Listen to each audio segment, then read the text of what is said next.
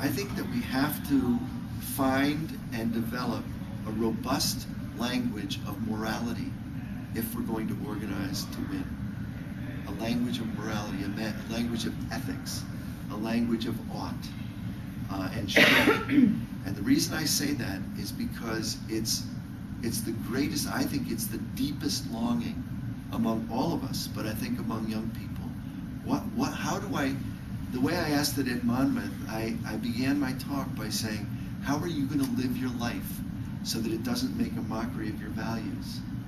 How are you going to live your life?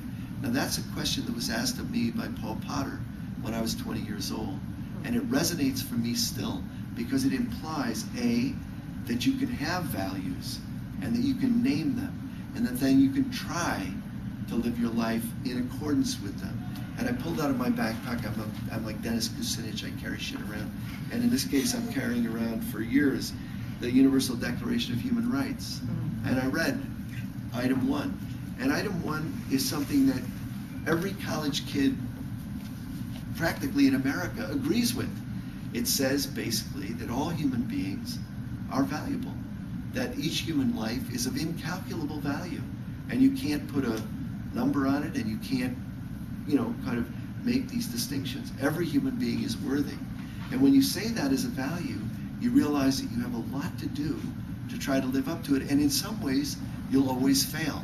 But it's a core American principle as well as a core ethical idea.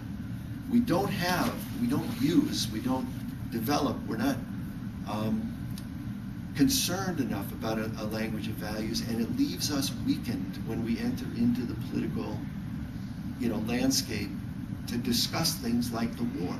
The war is wrong, the war is immoral, and we have to argue, I think, on those terms, because I think it's true and because people are hungry for it. In other words, we have to go deeper than we typically do when we talk politics. I think that we have to organize, that all of us have to be organizing. And I don't think we should, and we can get into this discussion, I don't think we should mince or split on the question of this is the best thing to do, this is the least best thing to do. Things are worth doing. There's a lot to do. In a world that's so profoundly out of balance as this world, everybody can find something to do. And when my students hear me going crazy, they often say, well, I can't do everything. And my response is always the same. Can you do anything? If you can do anything, that's where it starts. And if you're doing anything, and you can link it up to anything else, that's the beginning of analysis. And so what I argue to my students and on these campuses that I speak at is that whatever else you do in the course of a week, you must go talk to people who don't agree with you. You must find a way in the dorm, in the neighborhood, somewhere. You have to knock on doors and talk, begin a conversation, open a public space. The public space is being eclipsed in every way that I can imagine today, more profoundly than ever. And it's always been. The public space is always a risky space. But the public space is in profound eclipse. And we need to find a way to open that public space. And a couple of kids at St. Ignatius deciding that they're going to take Little Italy, that neighborhood, and they're going to go talk to people about the war. Two things happen. It's a great pedagogical moment in the sense that you reach out and try to teach, but all pedagogical moments are also learning moments.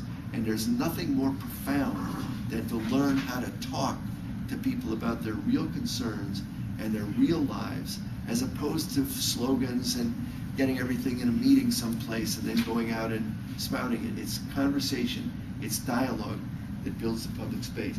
So organize, that's one method. Find a moral language, which I try to do in my own speaking, and then go out and organize. Connect the issues. And there's two kind of connections that I think we need. One is the issues that I mentioned, war and warming, scapegoating, and and the shredding of the Constitution and so on. Those kinds of connections. And one of the things you'll find, especially if you go out and organize, and we have to be unapologetic about, is we are in the majority on almost every issue that I care about. It's kind of bizarre. I live in Chicago. The city council agrees with me, and I'm coming back to Chicago, years after getting my head beat in and stuff years ago, and I'm like, how can the city council be anti-Patriot Act, anti-war, anti-nuke, pro-gay and lesbian rights. I mean, where did this come from? My city council is ahead of every politician running for president, every politician running, except Ron Paul. We need to connect those issues. If I could have just 1 more minute, 2 more minutes.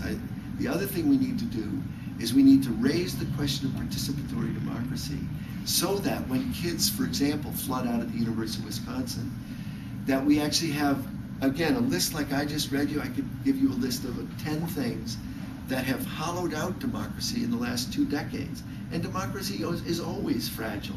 But for example, disenfranchisement. We should fight disenfranchisement. We should fight the Electoral College. We should fight for instant runoff. Do you all know what instant runoff is? We should fight for instant runoff. We should get money out of. Someday people are going to look, if any of us survive, look at this moment and say, you mean you had to have millions upon millions of dollars even to be a candidate? Yes. What do you call that democratic? People hate it. Why aren't we addressing those kind of core democratic issues that would fight for a more robust democracy? And then I agree with you. We have to act, but I want to add something in this dynamic. You have to act, and then you have to doubt, and then you have to act again. Without the doubt, we become dogmatic and sectarian, and I know a lot about this, and it's something that we have to resist. And the only way to resist it is to have the courage to act with your incomplete knowledge, your inadequate understanding, your contingent view of the world. Act on it, but be allowed to allow yourself to change from acting and rethink and reorganize and rework and then act again. But without the organizing, we're nowhere. So it's act, doubt, act, organize, raise up the moral question, connect the dots, and fight for participatory democracy. These, it seems to me, are the elements of movement building. Tom Hayden, you raised up Tom Hayden. I don't know if you saw his letter to Barack Obama, which I think is very important. Obama positioned himself as a centrist all the time and said, we can't have Tom Hayden Democrats and what's his name, non-Democrats. We have to find the middle. That's such a defeatist attitude. One of the things we should look at is that Howard Dean is known for screaming in Iowa and for being the internet money organizer. Howard Dean was the only anti-war candidate at that moment, the only one. Ron Paul has broken all records with internet fundraising. He's the anti-war candidate. What the hell is going on? Why can't we see it? And so Obama says, we got to run down the middle. Hayden's letter to Obama is, you're out of your mind. The only way to win this election is to not fight over the stupid little white, upper middle class, wealthy male vote, but is to fight for an anti-war position that's coherent. People will come to that. So that's what I think we have to do.